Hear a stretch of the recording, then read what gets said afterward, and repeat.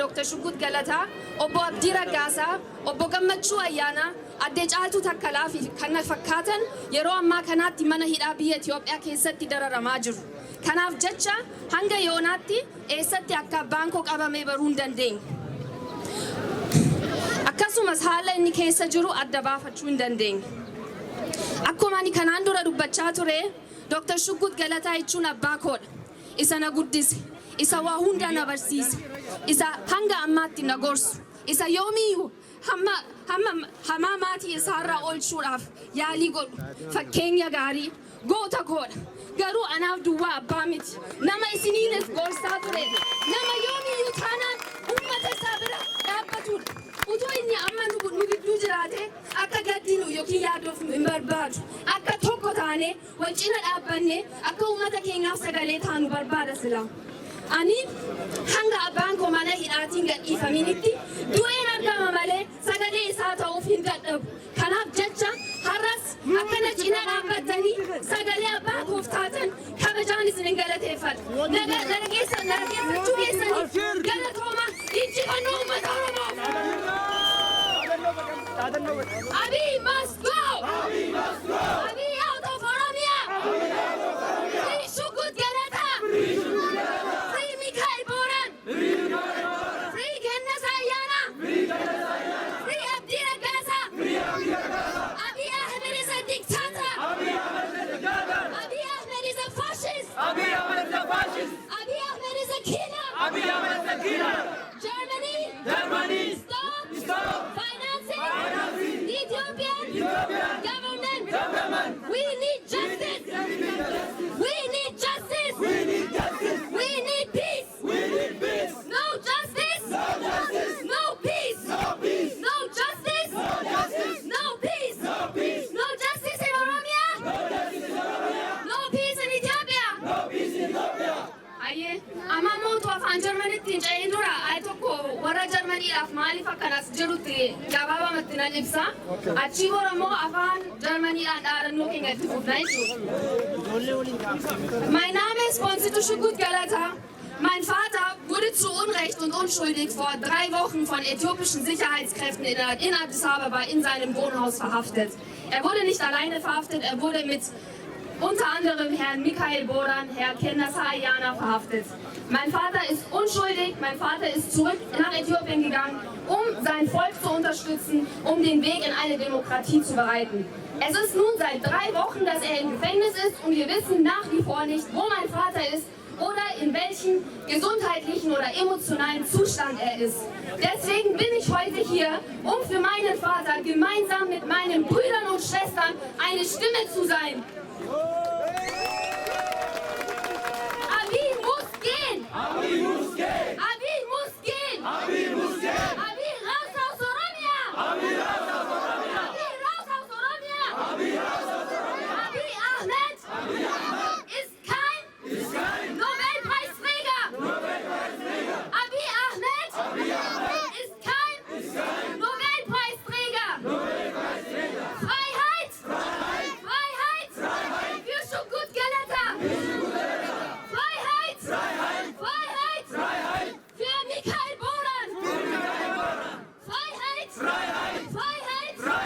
Wir kennen Sayana. Freiheit. Freiheit. Für Abdira Gaza. Freiheit. Für alle politisch Gefangenen. Oromos in Äthiopien. Abiy Ahmed. Stopp. Die Menschenrechtsverletzungen gegen Oromos. Freiheit für Oromia. Freiheit für Oromia. Gerechtigkeit für Hajar Hundessa. Deutschland. Stopp. Die Finanzierung der utopischen Regierung. Deutschland. Stopp. Die Unterstützung der äthiopischen Regierung. Abiy Ahmed ist ein Diktator. Abiy Ahmed ist ein Diktator. Abiy Ahmed, stopp den Völkermord an Oromos. Abiy Ahmed, stopp den Genozid an Oromos. Abiy Ahmed ist ein Faschist.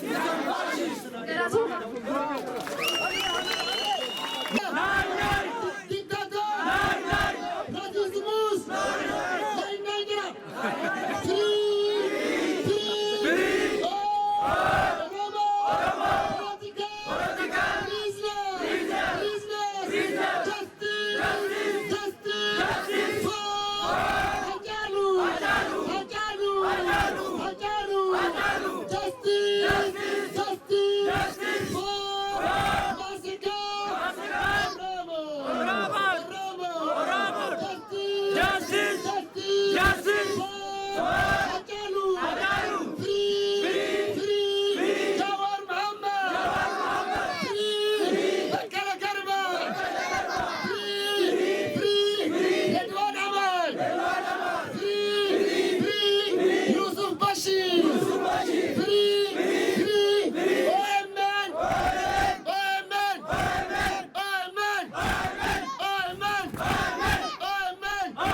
Jornali! Free! Hamza Borana! Free! Dr. Shukut Galata!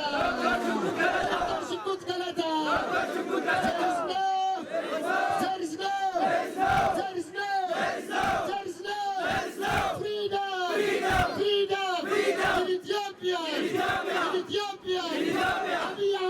Abiy Ahmed is a criminal. He's a genocidal. Germany, boy support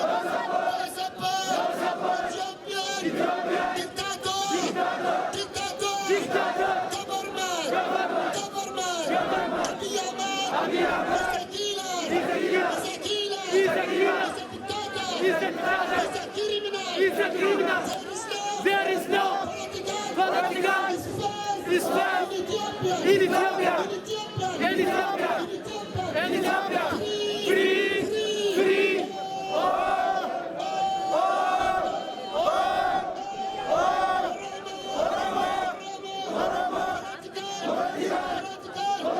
Prisoners, Abiy Ahmed, bitte,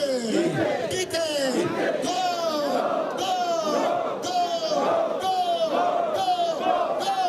Abiy Ahmed,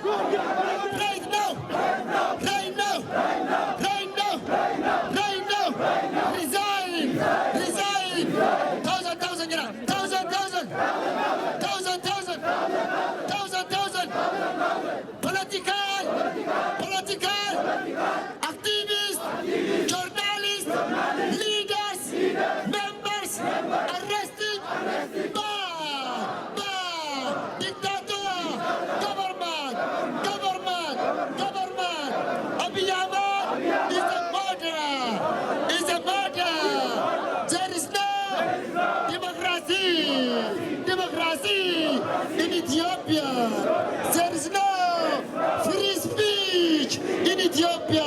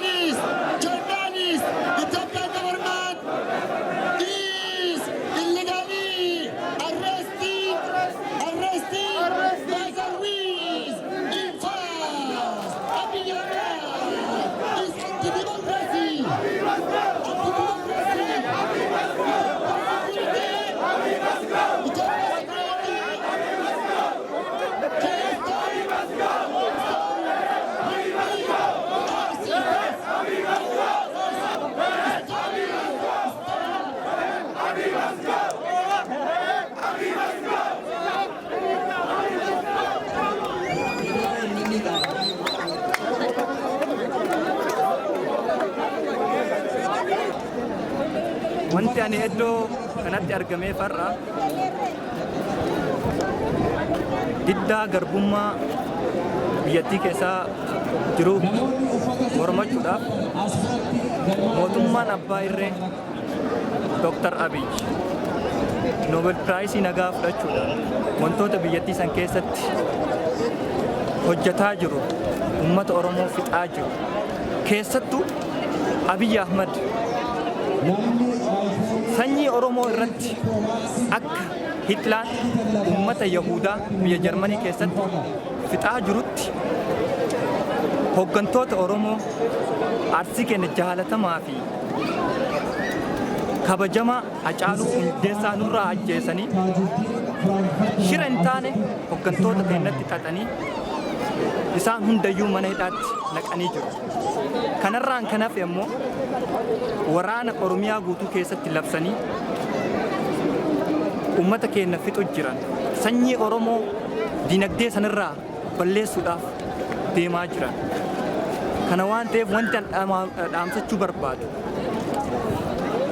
keessattuu Dr. Abiyyiif reeffa kee yoo duute Oromiyaa keessatti biyya san keessatti sin awwaalu yoo taatillee si gubna ilmoon teessatti akka barattu ilmoon teessatti akka guddattu jireenyi kee eessa akka ta'u dursiiti yaati. Itti aanuun immoo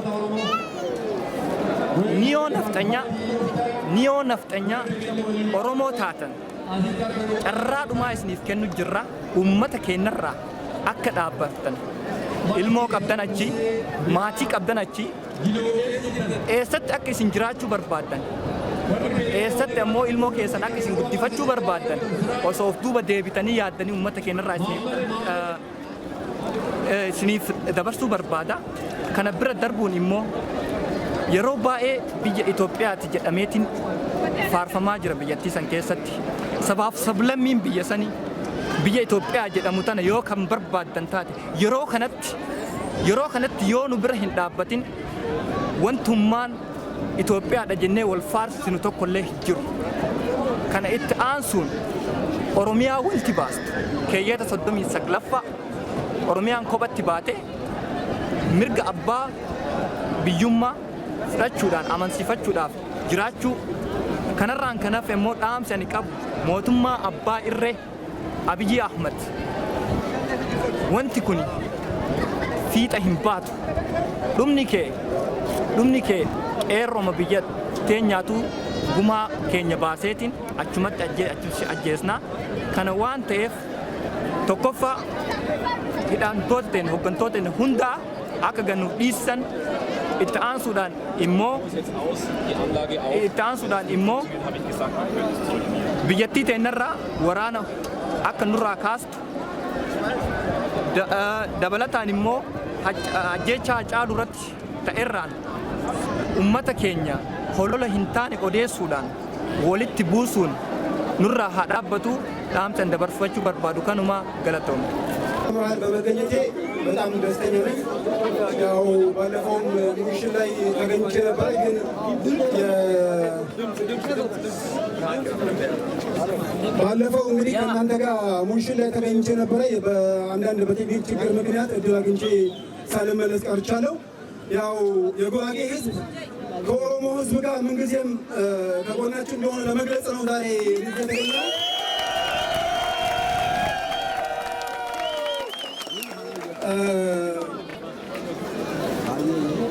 ምን ማለት እንደሚቻል አላውቅም።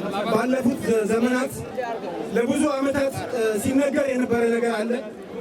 ኦሮሞ ሊገልህ ነው፣ ኦሮሞ አራጅ ነው፣ ኦሮሞ ጨፍጫፊ ነው ተብሎ ፕሮፓጋንዳ የተነዛበት ዘመን አለ። ያን እኛ አንሰማቸውም። ምክንያቱም ለብዙ ዘመናት የጉራጌ ሕዝብ ወይ ደግሞ የብሔር ብሔረሰቦች ውስጥ የኦሮሞ ሕዝብ አቅፎት እየኖረ ዛሬ የተፈለገበት አካሄድ ዛሬ ሃይማኖታዊ ብሔር የተጠቆ ተደርጎ የሚሳለው ስዕል ምን እንደተፈለገ ይገባናል። ስለዚህ ዛሬ የጉራጌ ሕዝብ ሆነ ይሄ መልእክት ማስተላልፈው የብሔር ብሔረሰቦች ሆናችሁ ከዚህ ከኦሮሞ ትግል ጎን እንድትቆሙ ጥሪ ያስተላልፋል።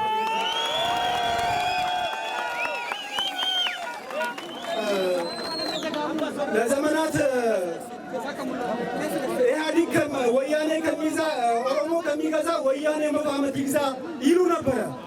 ግን ቄሮ 30 ዓመት አላስሞላው። በቄሮ ትግል ወያኔ ወድሟል።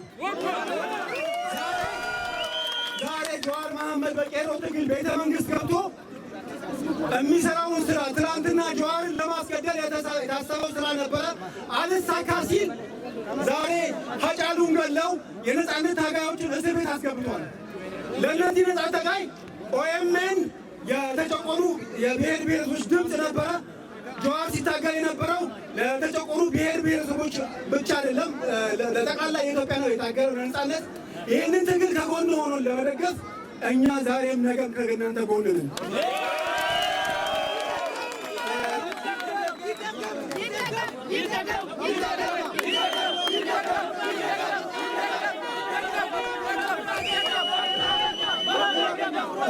ትናንትና እንግዲህ ከቄሮ ትግል ቆን ከጉራጌ ኦሮሞ አሰማትንራ ዘርማ ተሚዮና ተሸከበት አንዳ አቢ ስርዓት ይማና አቅም ትግልበ ኦካ ኦጉራጌ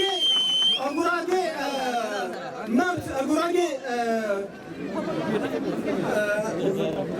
ፍላጎቷ በፖለቲካ ችግር ይህሙ አይችልም ኢና እነ ጊዜ ተበደለን ነበር። ዘመናት በአፄ ኃይለሥላሴ በአፄ ዮሐንስ በአፄ ሚኒሊክ በሁኗይ ዘመን ተበደለን ነበር። ኦካ ነጻነት ንሲኢን ኦካ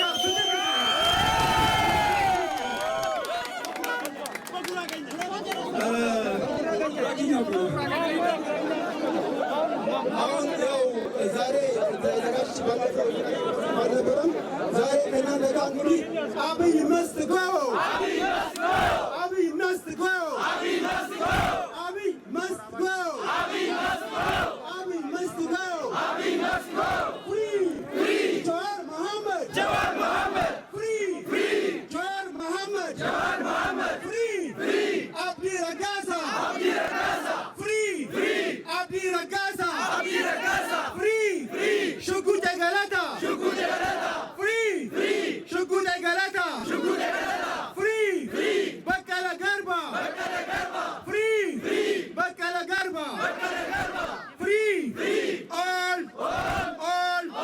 ኦሮሞ ፖለቲካል prisoners justice for ሀጫሉ ሁንዴሳ justice for ሀጫሉ ሁንዴሳ justice for Oromo people Abiy is Zakira Abiy is dictator Abiy is a liar Abiy must go Abiy must go down Abiy down Abiy we need freedom we need justice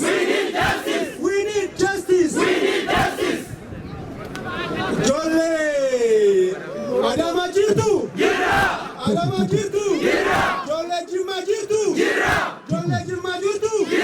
Jolle Finfinne jirtu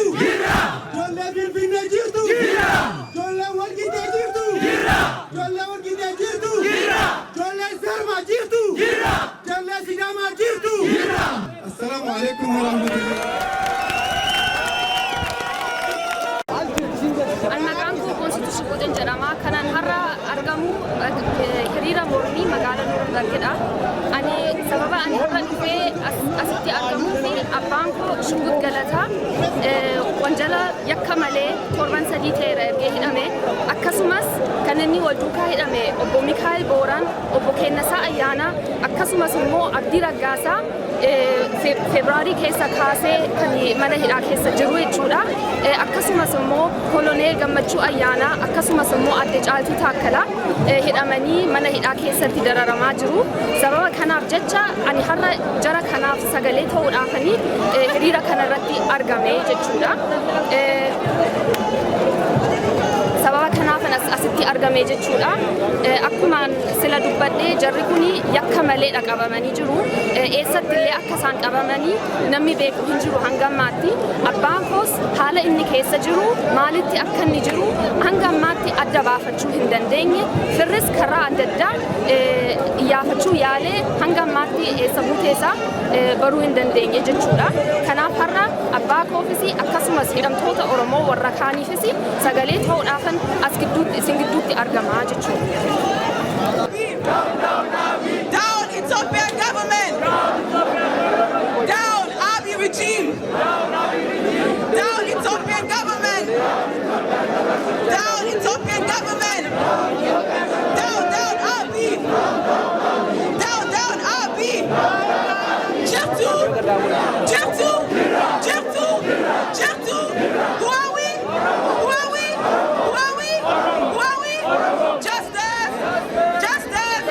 Justice for Hachalu!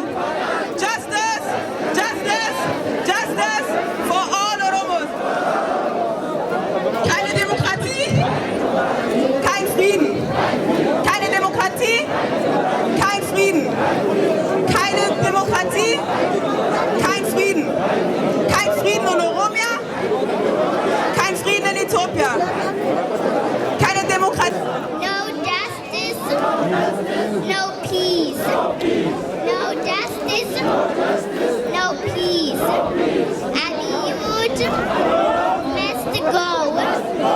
Abiy must go. Down Abiy. Down Abiy. Down Abiy. Down Naftanya. Down Naftanya. Down Naftanya.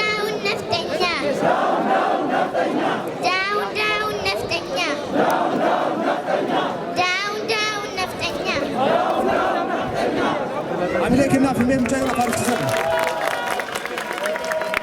Mehr als Hunderte von Menschen von Sicherheitskräften getötet. Das Internet wird regelmäßig abgeschaltet. Somit ist es unmöglich zu wissen, was wirklich in dem Land vor sich geht.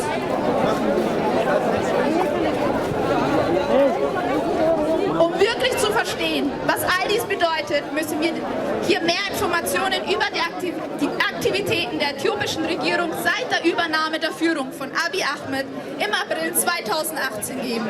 Nicht lange nachdem die Nation und die Welt seine Bemühungen gefeiert hatten, als er für seine ersten Reformen mit dem Friedensnobelpreis geehrt wurde, begannen sich die Dinge zu ändern.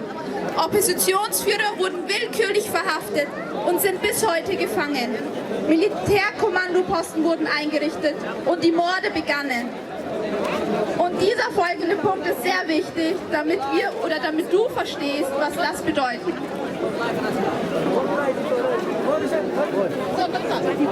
In einem Land, das eine konstitutionelle multinationale Föderation sein sollte, löste Abiy die multinationale Struktur der Regierung auf. Eine äußerst beunruhigende Entwicklung für die Oromo und alle Nationen und Nationalitäten in Äthiopien, die nach Selbstverwaltung und Selbstbestimmung streben.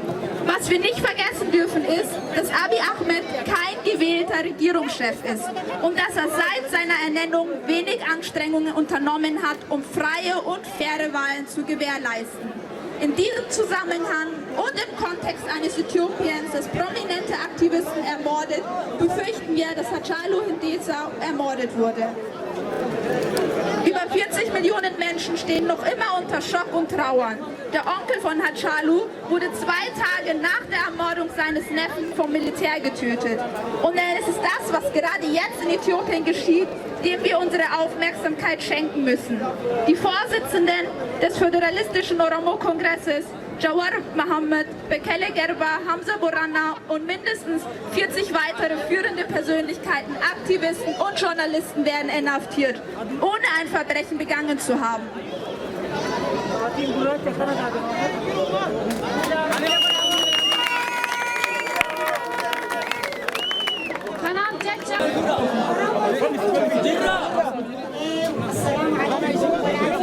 Somalia,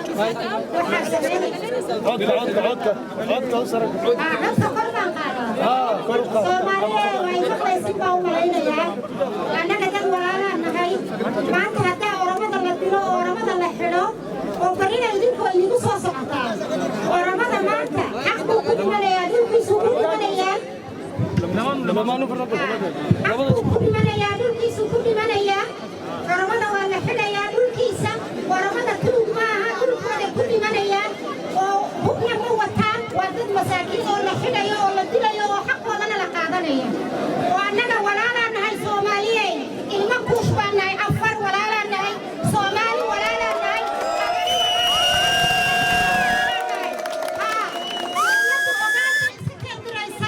oramada kol waxay leedahay soomaali oramo isku dhacaan afar iyo oramo isku dhacaan annaga dad walaalaan nahay waa sistamkooda Ethiopia dowlad male Ethiopia waa tuu Abiy Ahmed waa tuu Abiy Ahmed hala xidho Abiy Ahmed hala saaro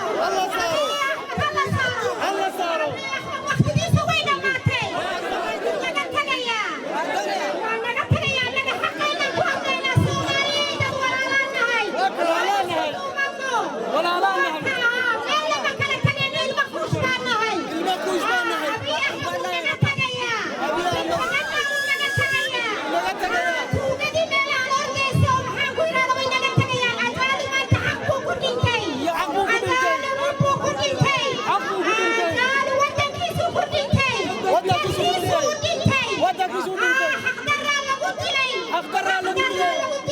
xaqdarraa lagu dilay iyo dhiiggii cadaadu iyo dhiiggii maaragtay dadkii oramada yarka oo hooyooyinka nooyaya insha allah ilaahay ha soo qabto Abiy Ahmed ilaahay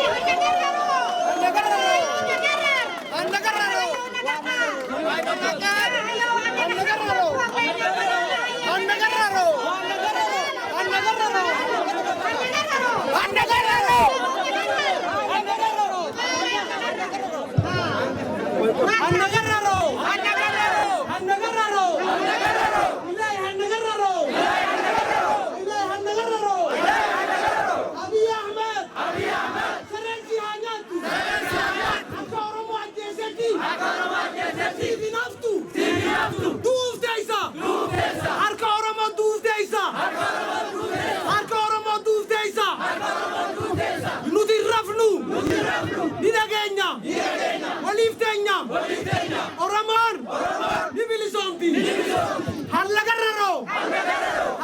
raro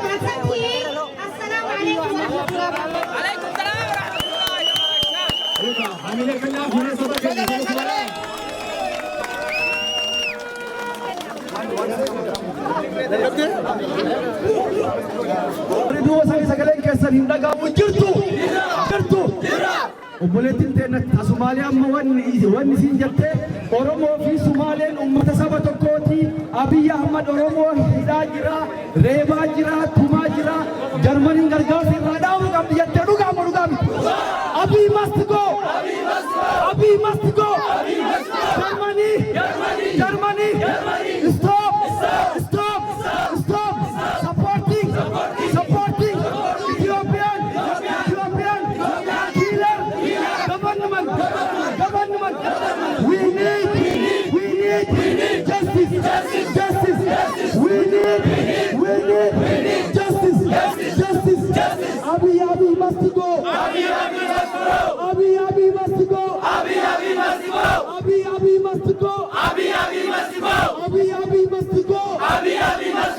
Down Abiy. Down Abiy.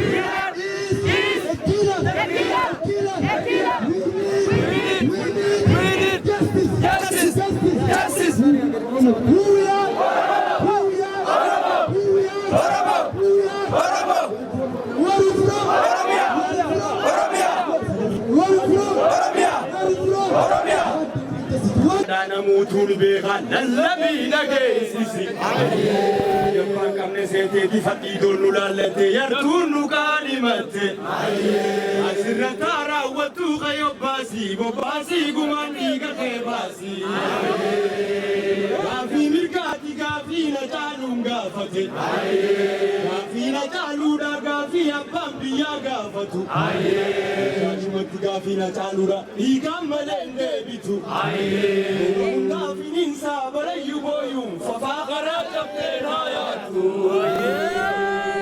للبيلو لنفسي يدبرسي يا مرتيرا جوار محمد نجيسيسي كدورين غرغريني غرتا للبينا جيسيسي يبان قبل سيدي فديدون لالتي يرتون كلمت اسرتارا ودو غيوباسي بوباسي غماني غخيباسي غافدا لميتو دبيسا غافيتنا يا فيجيتو تنجرا جالتو اورميا دكمنا غنماتي سانا ربي فغلنا غيوا كبيتي كمنا نمنت مسيو كما تماني كمنا يفدي دربتين دبني حلقو فيني لني جلمي فغالتنا جوار محمدي كمنا يدو غرمتي كما باسور افغدو جال مرودا كمنا نماني كمنا برنفا كبرامو يودانا تيكمنا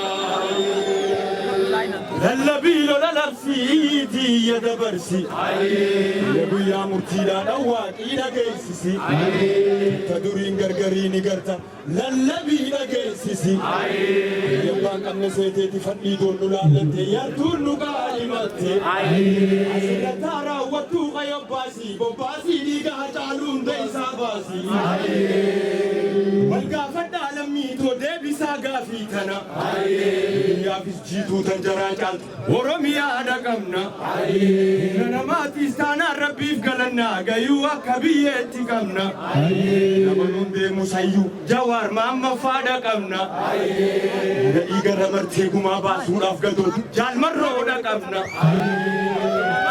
نا برن فافي دبرامو يودانا جيفمنا دمفورا جلدو بيرو خفيلان كيسان جيري كلون سلان مولولا ديگر ساچينان جيري دمفورا جلدو بيرو خفيلان كيسان جيري كلون سلان مولولا ديگر ساچينان جيري سجرتيا اورمو جال مروچنا سارا بنو لفا قابل سمان قوي مره دفتو يفين سوبينا توكم مادانا فسونو diasporaan keenyas galata guddaa qabdu osoo beelooyinu deebonne osoo jenne hiriira wal geessanii minisootaa xiqqoon uroon birgira kan wali dhuftan alhamdulillaahi gaanuu sagalee kee wal qabii sossoosii nageessisi yaa oromoo maaliif galtee ciifta osoo jawaar mahammad hidhaa keessaa dachii jalaa dukkana keessa taa'ee booyu nuti kan gallee ciifna kanaas quba qabaadhu hiriira itti aanuuf illee if kopheessi aalamiito. Ani maqaan koo Saanii Abbeesiitiin jedhama. Bakki itti dhaladhe Reedawaadha. Bakka ani itti guddadhe Maqdishoodha. Warra saba Boqolattii tokko irraa beelee baqatee biyya ambaa keessa ture. Ani Oromoodha. Saba Oromooti hoggaa sabba biyya namaa keessaan deemu ture. Ammallee deebi'ii har'allee Oromoon sabni kiyya abbaa kiyya hoggaa soddomitti darman kana wal agarree adeeran kiyya hoggaa afurtam caalaa biyya Ameerikaa keessa jiran uummata poolitikaan siyaasaan biyyarraa bahee Oromoo ajjeefamee saamamee buqqee biyyarraa bahee ani Oromoo asillee hoggaa jahaan jira biyya kana hoggaa jahaan jira faamilii keetiin dhufe intalli kiyallee narraa kuttee jaarsi kiyallee dhukkubsataa kophaan jira waraqaan aan kennine waraqaa biyyallee argannee hoggaa jahaan biyya kana keessa jira saba Oromoo biyya Oromoo keessatti abiyyiin nama ajjeesaa jira Hacaaluun dhugarratti du'ee Hacaaluun haqarratti du'ee Hacaaluun diinni isaa dhiiga saree godhee kan ajjeese abiyyiidha kan ajjeese biltsiginnaadha Oromoon biyya namaa dhayxee lolaan jirti Oromoon biyya siirratti jirti biyya siirra lolu jirti Oromoon biyya siitii fi haqa isiirratti du'aatti Oromoon hidhaa jirti Oromoon ni bukkaati Oromoon hin boochi aanurra dhaabbatu Abiyyi Ahmad فاشيست أبي أحمد تيروريست أبي أحمد حتى أسرت قالتهم أفان سومالي isaaniitti dubbadda uummata Soomaalii obboleeyyan keenyaaf dhaamsa dabarsu.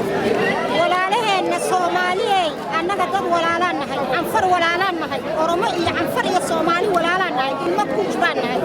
Inay iska jiraan bay rabaan. Oromadu maanta waa la xidhayaa, Oromada waa la dilayaa, Oromada dhulkooda ka kacaan, Oromada xaqooda ku dhinteen. Waxay dileen Ajaalu wuxuu sameeyay male, Ajaalu tuug maaha, Ajaalu been ma sheegin, Ajaalu xaquu ku dhintay, Ajaalu dhulkiisu ku dhintay, Ajaalu ciidiisu ku dhintay. Oromo iyo Soomaali walaalaan nahay. Dowladda hadda jooga Abiy Ahmed wuxuu doonayaa Soomaali Oromo inuu isku diro, Soomaali Anfar inuu isku diro, Oromo iyo wuxuu isku diraya adari marka kolba ku ciyaaraya. Ciyaartaasoo dhan sheekadii waa dhamaatay. Ciyaartiisa ay baa cunay. Waxaan annagu ka baryaynaa walaalaha nahay oo Soomaaliyeed annaga Oromo iyo Soomaali walaalaan nahay. Oromada la istaaga haddii kale barri wixii walaalka ku dhaco gubadkiisa uu ku yaala. Waxay Soomaali Oromo la sameeyay barri Soomaaliya la sameynaya. Taas ogaada. Abiy Ahmed waa nintu Abiy Ahmed tacliim male Abiy Ahmed dadku isku diraya Abiy Ahmed dadku dilaya dad oo waxba wadan Oromada wadigood 150 sano la dilay 150 sano waddanka ka baxaya waddan aniga 30 sano aan dalka dadku ku soconay intaas waxa ii geystay ciideeda iyo dhulkeeda iyo ka igu wacan dowladda timaado dhan Oromadu dilaya dowladda timaado dhan wayna xad iyo dhulkeena nagu dilayaan xaqayna nagu dilayaan oo xiliyaan saas ku ogaada waan salaamaya dalkeennii oo meel kasta oo joogtiin ilma kuushay isku walaalaan nahay ogaada walaalaan nahay ogaada kaca Oromada la istaaga kaca Oromada la joogsada kaca Oromada la hadla saasaan leeyahay assalaamu calaykum waraxmatullaahi wabarakaatuh walaalay meesha joogtiin Freiheit für Michael Bonan. Freiheit für Kennas Ayana. Freiheit für Abdillah Gaza. Oromia ist nicht zu verkaufen. Oromia ist nicht zu verkaufen. Abiy Ahmed, raus Oromia. Abiy Ahmed, raus aus Oromia. Oromia shall be free. Oromia shall be free. Galatoma injifannoo Oromoo. Ani jiraadhu biyyan Munshin keessaan dhufee Abiyyi kan ala Oromoo irratti hojjetu seeraan ala adaraa saba adaraa dhiiga Oromoo adaraa saba keenya fitin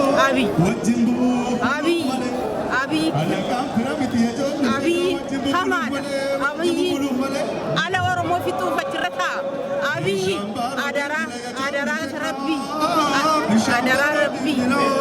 adaraa Waaqa saba keenya gadi dhiyeessu adaraa Jawaari saba Oromoo faabbate Jawaar saba Oromoo faabbate hundi isaanii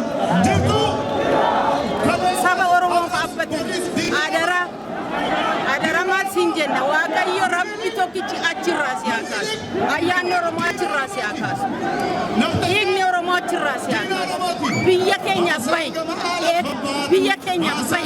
si haa ajjeesu. Baga jiraattan amma odeeffannoo tokkoon isiniif kennaa tokkoffaa hiriira marsaa ja'affaatiif goone as magaalaa Nuurambarg irratti inni jalqabaa Hacaaluun wareegamee guyyaa lama booda asuma Nuurambarg teenyeeti xiqqoo sagantaa gaddaa goone san booda Firaankfurt irratti hiriira guddaa goone san booda Berliinitti yeroo lama goone torban darbe Munshinitti arrammoo deebinee asitti wal agarre ja'affaa jechaadha. Haga hidhamtoonni siyaasaa hiikamanutti haga gaaffiin keenya deebi'utti haga Abiyyi aangoo gadhiisutti Awurooppaa keessatti lafa sochoosuun itti fufa. Dippiloomaasiidhaan injifannoo arganneen isinitti hima tokkoffaa yeroo Berliin jirrutti Angelaa Merkel kallattiidhaan Abiyyitti bilbiltee mirgi ilma namaa Itoophiyaa keessatti akka kabajamu akeekkachiiftee jirti. Inni lammataa ambaasaaddarri Jarmanii Finfinnee jiru, ambaasaaddarri Ingilizii Finfinnee jiru, ambaasaaddarri Scandinavian States ka Norway, ka Denmark, ka Finland, ka Finfinnee jiranu hidhamtoota akka Jawaar Mohammad, Baqqalee Garbaa haala isaan keessa jiranu hordofaa jirraa jedhanii barreeffamaan deebii nuu kennanii jiru. Inni sadaffaa miidiyaalee gurguddaa biyya Awurooppaa, biyya Ameerikaasi dhimma Oromoo erga Hacaaluu wareegame asitti gabaasaa jiru. Addunyaan sagalee Oromoo dhaga'aa jirti. Ammas hin dhaggeessifnaa, hin dhaabbatu jechaadha. Inni kabiraa maalinni yeroo gabaabaa keessatti gamtaa Awurooppaa fuulduratti hiriira guddaa ni goona. Mariin taasifamaa jira. Karoora qabnaa. Kanaafillee qophaa'aa warri deemuu dandeessan haala yeroo yoom akka ta'e warra koree hawaasa Awurooppaa wajjin mari'atamee kan murtaa'u ta'a. Waan tokko hin dagadhe injifannoo kabiraa. Ministeerri haajaa biyya alaa biyya Jarmanii hawaasa Oromoo wajjin beellama godhachuuf akka fedhii qaban nu beeksisanii jiru. Kunis injifannoo guddaadha. Kanaafuu Abiyyis ta'e Biltsiginnaan akka fedhan sana ummata keenya irratti dhiichisanii, ummata keenya doorsisanii hidhanii poolisa tokko mana qeerroo tokko irratti ramadanii biyya bulchuu hin danda'anu. Amma afurri keessaa citee baqatanutti duukaa buunee isaan saaxilla. Waa'ee hiriira har'aan isinitti yeroo lama dubbadheera. Har'a Nurambarg irratti saayikilii kiiloomeetirii 20 oofama. Sagantaa adda addaa waan jiruuf sagantaa kana akkan torban darbutti taasifnu nu gaafatanii lakkii jenneeti waliigalteedhaan sa'a 2 asitti nu hayyaman. Torban dhufu iidatu jira waan ta'eef ummata manaa bahaa jechuun rakkisaadha.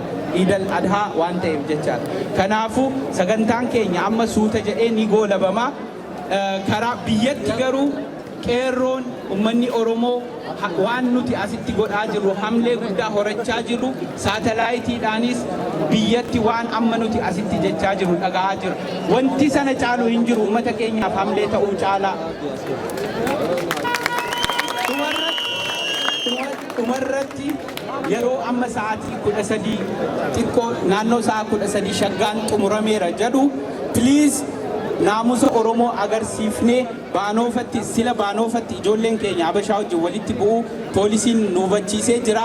Kun gaarii miti yeroo amma deebitanu sana hin godhina jedhanii nu gaafatanii jiru. Sanallee egaa injifannoodhuma ummata keenyaaf jecha waan kana obsaan bira darbaa Habashoonni har'a hiriira godhan warra Biltsiginnaa deeggaran miti. Kana asirratti goolabeen dhaamsa Biltsiginnaa afaan Amaariffaatiin tokko jedheetanii ajedhu. Ajedhu.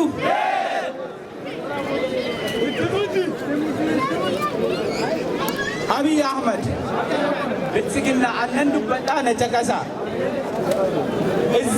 እዚያም ማህበረሰቡን እያጋጩ ስልጣን ላይ መቆየት በፍጹም አይቻልም።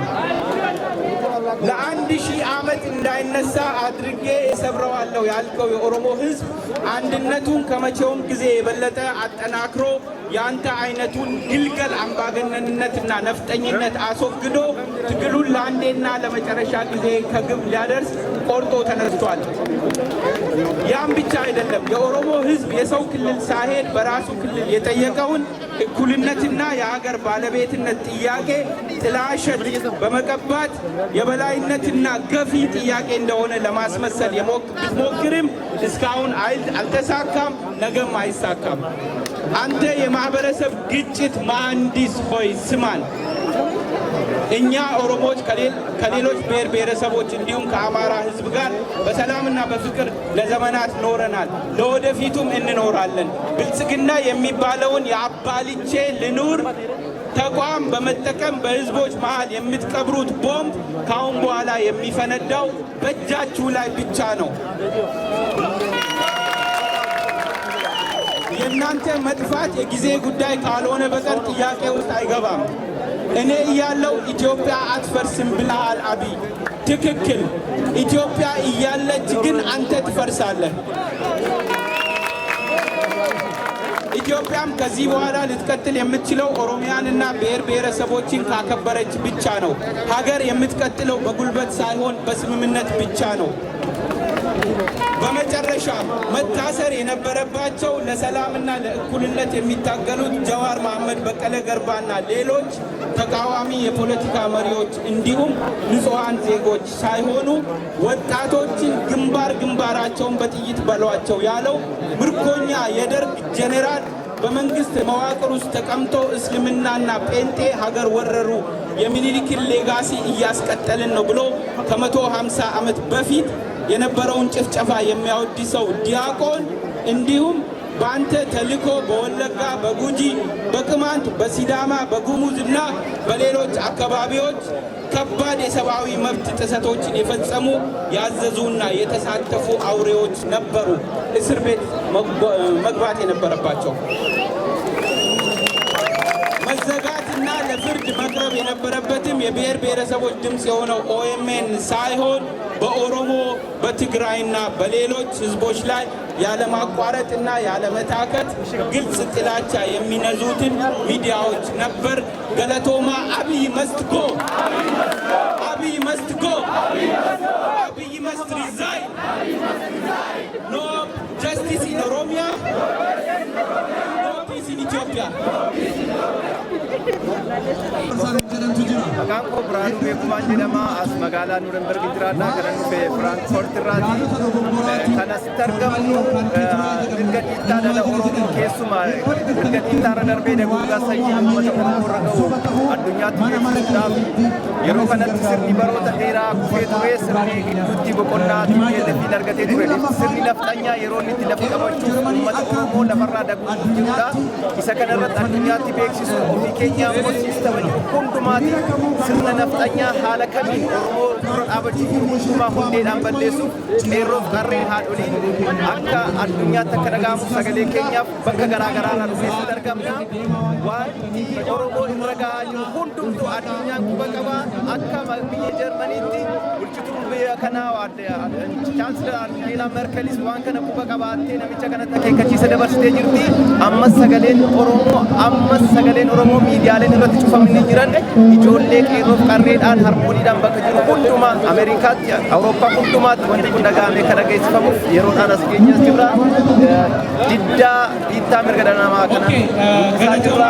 Yeroo kanaaf as guyyaa irraa asitti argamnee jechuu barbaadeen. Akkuma amma Abiy must go! Abiy must go! Abiy must go! Abiy must go! Abiy must go! Abiy must go! Abiy must go! Abiy must go!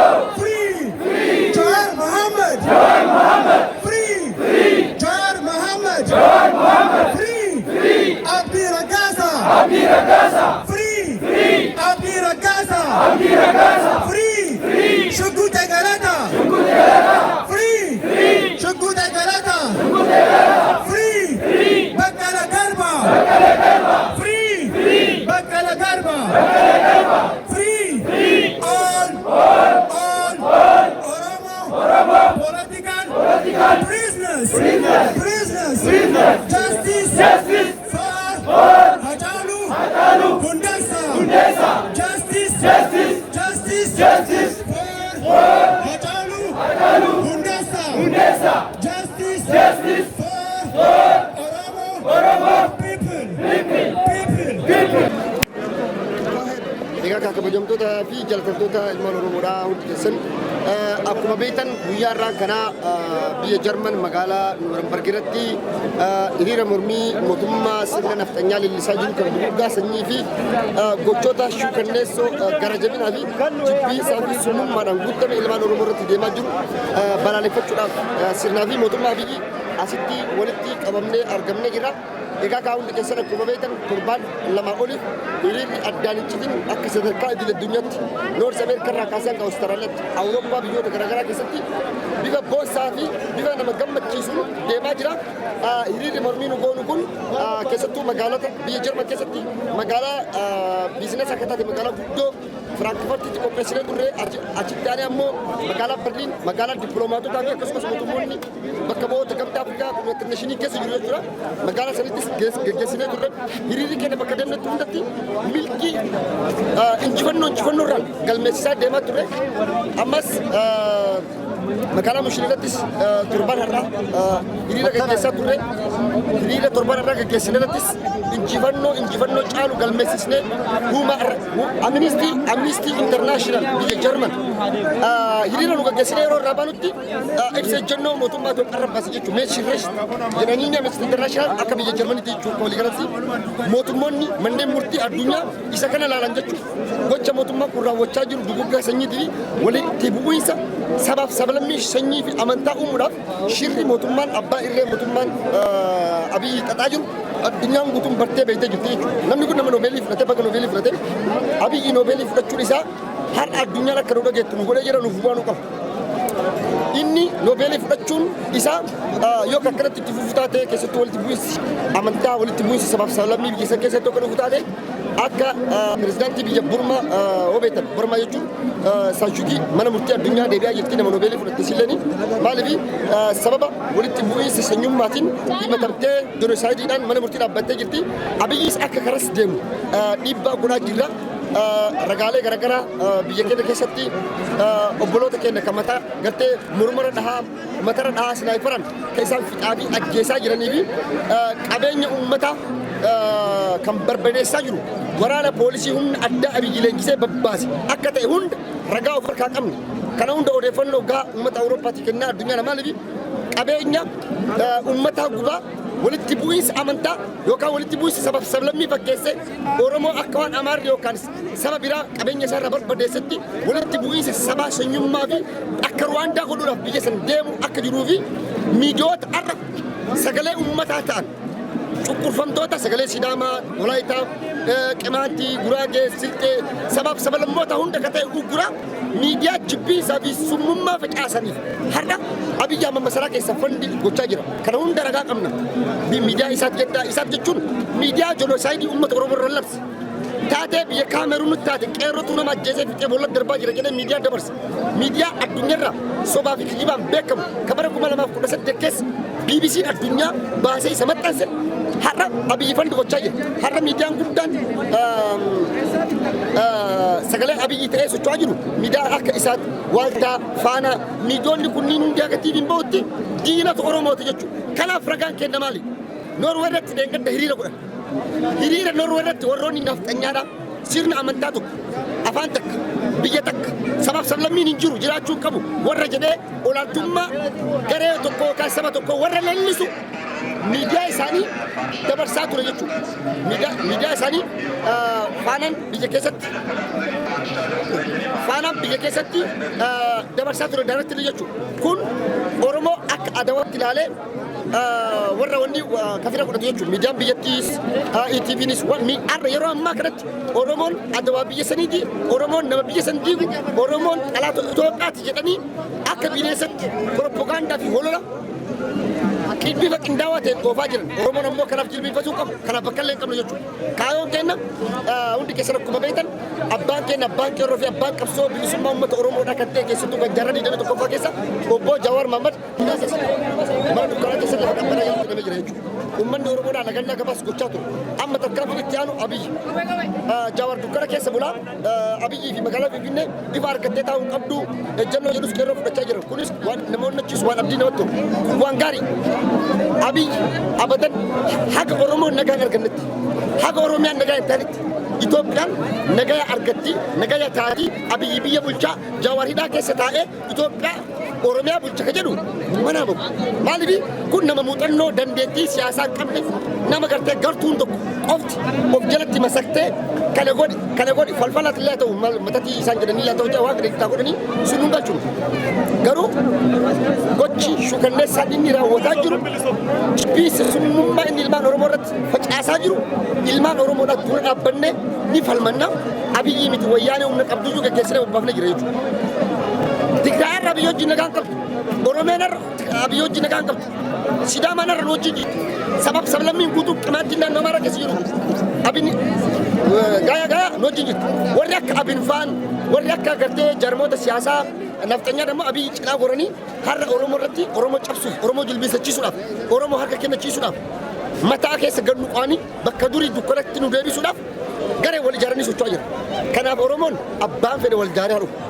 Abbaan fedhaa akka fedhaa jiru Oromoo kamoo tokkummaa isaatiin wal dhaga'uudhaan kabajaa fi jaalala walii qabuu fi wareegama qaalii kaffalee biyya isaa saba isaatiif uummata isaa bilisa baasuudhaaf murannoo fi kutannoo ejjennoon uummanni Oromoo qabu adii guddinna jiru.